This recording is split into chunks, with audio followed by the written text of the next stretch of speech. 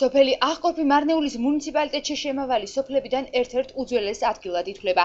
ის საქართველოს სომხეთის საზღვრისპირა ზოლში მდებარეობს მოსახლეობა მთლიანად ეროვნებით სომეხია. აქაურებისთვის და მათი სტუმრებისთვისაც ყველაზე მტკივნეული სოფლამდე მისასვლელი დაზიანებული გზაა. ამბობენ, რომ უამინდობის დროს სოფელი გარესამყაროს მთლიანად მოწყვეტილია. სოფელს ძალიან აწუხებს გზის პრობლემა. გზა არის საშინელ მდგომარეობაში. როდესაც გაწვიმდება, საშინელი ორმოები ჩნდება და მანქანას ძალიან უჭირს გავლა. ძალიან უჭირს არის გზის ერთი მონაკვეთი, ჩანახში არის სოფელი, აქ შორი ახლა სოფელი, ჩანახშიდან ახერფამდე, სადაც 3-4 კილომეტრია, ეს 4 კილომეტრიანი ზოლი არის ძალიან ცუდ მდგომარეობაში და მე მგონი შეიძლება ამის გაკეთება. თუ ეს გაკეთდება, ამით ძალიან დიდი პრობლემა მოიხსნება ამ სოფელს. მარნეულის მუნიციპალიტეტის გამგებლის განცხადებით, აღკორფის მცხოვრებლებთა პრობლემა მათთვის ცნობილია და საგზაო დეპარტამენტთან მოლაპარაკებები გზის სარეაბილიტაციო სამუშაოების დაწყებასთან დაკავშირებით აქტიურად მიმდინარეობს. როდესაც ამ ღნიშნულ გზებზე არის ძალიან ცუდი მდგომარეობა, ჩვენ მიმართავთ წერილით, თხოვნით, რომ ეს მონაკვეთი იყოს შესწორებული, ჩვენ ეს გავაკეთეთ წლის დასაწყისში, მათმაც მიიღეს რეაგირება, ჩვენ ვფიქრობთ, რომ ეს სამუშაოებთან დაწყებული იყო, მაგრამ მოგეხსენებათ ახლა ძალიან ცუდი მდგომარეობა საქართველოს მასშტაბით ამ ავარიულ, ასე ვთქვათ, კატასტროფასთან დაკავშირებით. ამიტომ შესაბამისად ცვლილებები ხდება სახელმწიფო ბიუჯეტში, მაგრამ მე ვფიქრობ, რომ ეს ბოლომდე მაინც გაკეთდება ეს გზა. აღკორფელები კომუნიკაციის არარსებობაზე საუბრობენ. მოსახლეობის თქმით, საქართველოში არსებული არც ერთი მობილური ოპერატორი აქ ნორმალურად არ ფუნქციონირებს და არც ცენტრალური არხები მაუწყებლობს. ტელევიზიის პრობლემა არის, რომ მართლა ყველა მიცის, რომ აღკერპი ეს კუთხე არის, საიდან იწყება ჩვენი ქვეყანა, იწყება საქართველო, მაგრამ ეს სიცხვილეა, რომ აღკერპში საქართველოს ერთ-ერთი კუთხეში არ აჩვენებს არც ერთი არხი საქართველოს. პრობლემური არის მობილური კავშირი. მე მაქვს კორპორატიული ნომერი, რომელსაც საერთოდ ვერ ვიყენებ, იმიტომ რომ ჯეოსელი აქ საერთოდ არ იჭერს და შეიძლება ანზის გაკეთება აქვე ახლომახლოს, რომ ამ ჯეოსელს ემუშავა აქ ამ მობილურ ოპერატორს. საერთოდ ვთქვა, რომ მაგთი კარგად მუშაობს, მაგთი ფიქს უჭირს კავშირი. მობილური ოპერატორების არასრულ ფასოვნად მუშაობას აღკერპში არ უარყოფენ მაგთისა და ჯეოსელის წარმომადგენლები. თუმცა კომპანია ჯეოსელი უახლოეს მომავალში სოფელ აღკორფში დამატებითი ანძის დამონტაჟებას გეგმავს. მიმდინარეობს ამჟამად დამატებითი ანძების დამონტაჟება, რომელიც უახლოეს მომავალში იქნება აბსოლუტურად თლიანი, არა მარტო აღკერპი, არამედ რამოდენიმე სოფელში არის რაღაცა ხარვიზი მაგასთან დაკავშირებით და გამოსწორდება უახლოეს მომავალში ამატებენ ანძებს. აღკორფის საჯარო სკოლის დირექტორის განცხადებით, მიუხედავად მცირე კონტინგენტისა, სწავლის დონე მაინც მაღალია. ამაზე ისიც მეტყველებს, რომ სკოლის 13 კურსდამთავრებულიდან 2 ვერცხლის მედალოსანია. აქ ქართული ენა პრიორიტეტულ საგნად ითვლება. მოსწავლეები და მასწავლებლები სახელმწიფო ენას ერთად ეუფლებიან. ძალიან წარმატებულად ჩავაბარეთ გამოცდები, ეს სახეზე ჩანს. მაღალი ქულები მიიღეს ქართულ ენაში, მათემატიკაში, ისტორიაში, რუსულ ენაში. 2 ვერცხლის მედალოსანი ყავს ჩვენ. შედეგი სახეზეა, მიიღეს მაღალი ქულები, ძალიან ვამაყობთ, ძალიან კმაყოფილი ვართ. მოწყვეტილი ვართ გარემოსაყაროდან, მაგრამ მაინც მუშაობთ ნორმალურად, სწავლობთ. დაინტერესება ძალიან დიდია, ძალიან აინტერესებს მოსწავლეებს, ისინი ინტერესით სწავლობენ ქართულ ენას. გამოცდა ყველამ ჩააბარა, 13 არის კურსდამთავრებული, 13 კურსდამთავრებულიდან ყველამ გადალახა ბარიერი, მიიღეს მაღალი ქულები, 9 ქულაც, 8 ქულაც მიიღო რამდენიმე და ასე რომ ბარიერი ყველამ გადალახა. ეს უბრალოდ მოსწავლეებიც იყვნენ, იმათაც ჰქონდათ იმდენი ცოდნა, რომ ბარიერი ყველამ შეძლო ყველას გადაელახა. აქაურები ამაყობენ, რომ მათ სოფელში მოწესრიგებული და საჭირო ინვენტარით აღჭურვილი ამბულატორიაა. თუმცა ექიმი აქ ბოლოს 2 ივნის ნახეს. მიზეზად კი ექიმის დაბალ ანაზღაურებას ასახელებენ. У нас врач есть Садахлинский? სოფელში ამბულატორია ძალიან კარგ მდგომარეობაშია, სტომატოლოგიის, გინეკოლოგიის და პედიატრიის კაბინეტები გვაქვს. სადახლოდან მომაგრებული ყავს ექიმი, თუმცა ცუდი გზის და არასათანადო ანაზღაურების გამო ხშირად ვერ ახერხებს ჩვენთან ამოსვლას. მე კი კომპეტენტური არ ვარ და არც მაქვს იმის უფლება, რომ მის გარეშე პაციენტებს დახმარება გაუწიო. ანიჩკა ოგანესიანი ასაკის მიუხედავად თავს კარგად გრძნობს და ცდილობს ოჯახის წევრებს საოჯახო საქმეებშიც დაეხმაროს. 3 შვილის, 7 შვილიშვილის და 5 შვილთაშვილის შემყურე სიამაყით ივსება. საუბრისას კი გულდაწყვეტით აღნიშნავს, რომ ქვეყნის წინაშე დამსახურებების მიუხედავად სახელმწიფო სათანადო ყურადღებას ნაკლებად აქცევს. 101 წლის ვარ, 60 წელზე მეტი სამუშაო გამოცდილება მაქვს. თამბაქოს წარმოებაში ხელმძღვანელად მრავალი წლის განმავლობაში ვიმუშავე. შემდეგ საბჭოს დებუტადად ამირჩიეს. ამდენი წლის სტაჟისა და დამსახურების მიუხედავად სახელმწიფო სათანადო ყურადღებას არ მაქცევს. 30 ლარიან დახმარებას მაძლევდნენ და ისიც შემიწყვიტეს. ამის მიუხედავად მაინც იმედით ცოცხლობ და მინდა რომ ჩემი შთამომავლობა მშვიდობიან და გაერთიანებულ საქართველოში ცხოვრობდეს.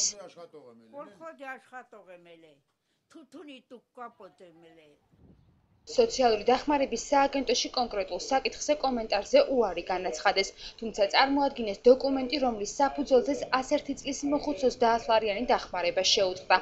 დებულების მიხედვით სოციალურ აგენტს არ აქვს უფლება ოჯახის აღწერის დროს უცხო ქვეყნის მოქალაქის არსებობის შემთხვევაში სოციალურად დაუცველს დახმარება გაუგრძელოს. აღკორპის ტერიტორიულ ერთეულში შემავალ სამ სოფელში 2010-2011 წლებში სოფლის პროექტით გამოყოფილი თანხით სხვადასხვა ობიექტების სარეაბილიტაციო სამუშაოები ჩატარდა. მათ შორის იყო სოფლის უბნებს შორის დამაკავშირებელი 3 სამანქანო ხიდი. სოფლის პროექტის ფარგლებში სოფელში შევიდა 2 პროგრამა, ჯერ ეს მესამე იქნება ამ წელში. 2 პროგრამით გაკეთებულია ჩანახჭორში ერთი პროექტით გაკეთებულია შიდა გზების 1 კილომეტრიანი მანგზილი, მეორე პროექტით გარემონტებულია სოფელ ჩანახჭის სასოფლო კლუბის შენობა თლიანად. ახერბში პირველი პროგრამით გარემონტებულია პირველი ხიდი, შედიხარ სოფელში, აი ეს თეთრი ხიდი, რო ნიშნავს ახერბი, რო ნიშნავს თეთრი ხიდი. მეორე პროგრამით გარემონტებულია ეს დანარჩენი 2 ხიდი.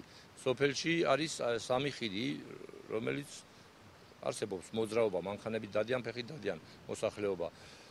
მესამე პროგრამით ამ წელში, 11 წელში სოფელში იქნება შიდა გზების გარემონტება.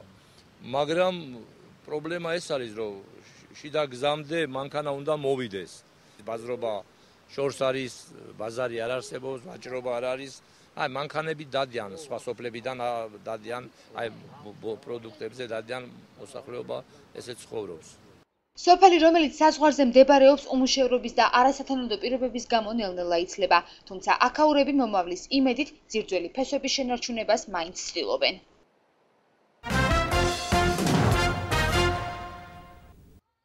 Marneuli munisipalitetinden daxil olan Ağçörpü kəndi Gürcistan Ermənistan sərhəd zolağında yerləşən kəndlərdən biridir. Buranın əhalisi milliyətcə etnik ermənilərdən ibarətdir. Ağçörpü kənd əhalisi və buraya gələn qonaqlar üçün ən böyük narazılıq yol ilə bağlıdır. Qeyri-hava şəraitində isə kəndi mərkəzlə əlaqələndirən yol tamamilə yararsız hala düşür. სოფელს ძალიან აწუხებს გზის პრობლემა. Kəndi ən əsası yol problemi narahat edir. Ən çətin keçid qonşu Çanaqçı kəndindən Ağçörpüyə kimi olan 3-4 kilometrlik məsafədir. Bu ərazidən Gürcistan başlayır. Burada gömrük və sərhəd keçid məntəqəsi yerləşir. Sofeli Çanaqçıdan Axerpamda Marneuli munisipalitetinin rəhbərliyi bizə bildirdi ki, Ağçörpü kəndinə doğru gedən yolun yararsız olduğu onlara bəllidir.